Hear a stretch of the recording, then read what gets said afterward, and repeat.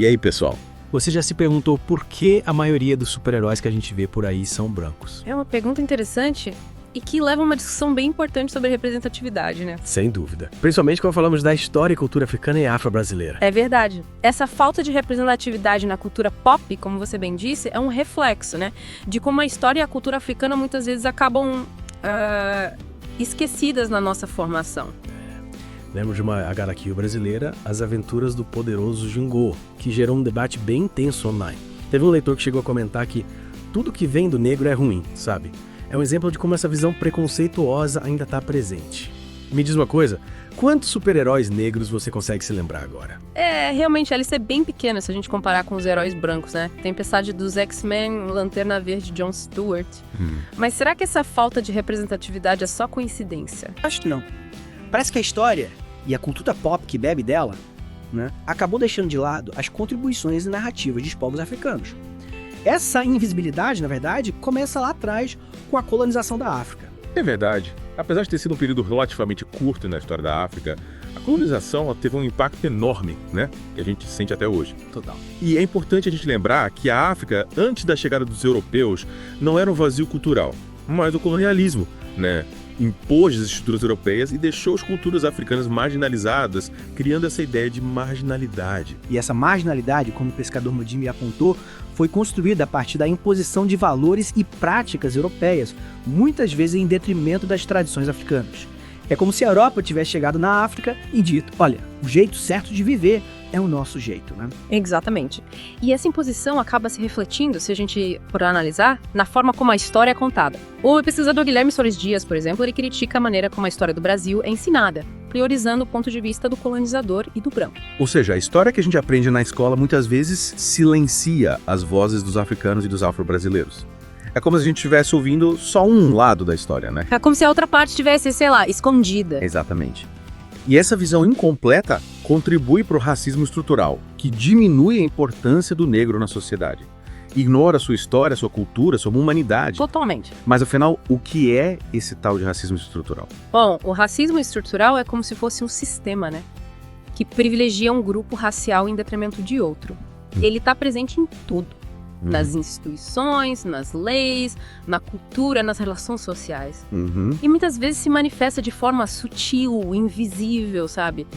É como se fosse um jogo de cartas marcadas, onde um grupo já começa com vantagem. Entendi. Então, para combater esse racismo estrutural, a gente precisa trazer à tona a história e a cultura afro-brasileira, né? Mostrar a riqueza e a complexidade da experiência negra no Brasil. Com certeza. A Lei 10.639 de 2003, que tornou obrigatório o ensino da história e cultura afro-brasileira nas escolas, foi um passo muito importante nesse sentido. Ela reconhece, né, a importância da gente ensinar a história do Brasil a partir de diferentes perspectivas. Inclusive a dos afrodescendentes, né? É. Essa lei abre espaço para a gente conhecer heróis, lutas e acontecimentos importantes para o povo negro, sabe? Enriquece a nossa compreensão do passado e ajuda a gente a construir um futuro mais justo e igualitário. Exato. É fundamental para a gente mudar essa situação, né? Garantir que a história e a cultura afro-brasileira sejam realmente valorizadas. É como abrir uma janela para um novo mundo, né? É. Um mundo onde a gente reconhece e valoriza a diversidade, a pluralidade que forma o nosso Brasil. Sem dúvida. E essa busca por conhecimento não pode se limitar à sala de aula, sabe? Ah, entendi. Cada um de nós tem a responsabilidade de continuar aprendendo, se aprofundar na história e na cultura afro-brasileira. Faz sentido. Ler autores negros, assistir a filmes dirigidos por cineastas negros, ouvir música de artistas negros, enfim, se envolver com essa riqueza cultural de forma genuína, né? É verdade. E a gente garante que essa jornada de descobertas vai te levar a uma nova compreensão do Brasil e de você mesmo. Afinal, conhecer a história e a cultura afro-brasileira é conhecer a história de todos nós. É como você falou, abriu uma janela para um novo mundo, né? A Lei 10.639 foi um passo importante, mas a gente não pode parar por aí, né? Aprender sobre a história e cultura afro-brasileira não devia ser só uma obrigação, sabe? Mas uma busca constante por conhecimento e por uma sociedade mais justa. Concordo. Aprender sobre a história da África e dos afro-brasileiros é essencial para entender o Brasil de verdade. É como montar um quebra-cabeça, né? Sem todas as peças, a gente nunca vai ver a imagem completa. É isso aí. Imagina só, estudar a independência do Brasil sem levar em conta a luta e o ponto de vista dos negros escravizados na época. Boa ideia. A história fica incompleta, rasa, até injusta com a complexidade do período. É como se a gente estivesse olhando para um quadro com metade das cores apagadas. A gente até entende a imagem, perde toda a riqueza, a beleza da obra completa. E essa visão limitada, que muitas vezes a gente encontra nos livros didáticos, acaba perpetuando a ideia de que a história do Brasil é uma coisa só, uniforme. Quando, na verdade, ela é diversa, cheia de nuances, de diferentes perspectivas. E essa diversidade precisa ser reconhecida, né? Valorizada. Afinal, a história do Brasil é resultado da interação entre diferentes culturas, né? Africana, indígena e europeia. Exatamente. E essa interação nem sempre foi pacífica e igualitária, né? A gente precisa olhar para o passado com um olhar crítico, sabe? Reconhecendo as injustiças, as desigualdades que marcaram a formação do país, entender como essas desigualdades se refletem no presente. E aí que entra a questão do racismo estrutural, né, que a gente estava discutindo. É como se o passado deixasse marcas profundas na sociedade que continuam a influenciar as relações entre as pessoas até hoje. Sem dúvida. Por isso que para combater o racismo estrutural, a gente precisa ir além da sala de aula. Incluir narrativas africanas e afro-brasileiras em todos os espaços. Na produção cultural, nos debates públicos, na mídia, na política. Dar voz a quem foi silenciado por tanto tempo. É como ampliar o palco da história, né? Dar espaço para que outras vozes, outras histórias sejam contadas, ouvidas. Exatamente. A Lei 10.679 foi um passo importante para colocar os holofotes nessas histórias, mas a gente precisa ir além. Garantir que essa história seja contada de forma envolvente, respeitosa e que faça a gente questionar o que a gente achava que sabia. E isso significa reconhecer a riqueza, a complexidade da cultura afro-brasileira, né, que está presente em tudo, na música, na dança, na culinária, na religião. Ignorar essa riqueza cultural é negar uma parte importante de quem a gente é como brasileiros. É verdade. A cultura afro-brasileira é parte fundamental da nossa identidade. Negar isso é perpetuar os estereótipos, os preconceitos, as desigualdades que a gente tanto luta para combater. Então, o que a gente pode fazer para mudar essa situação?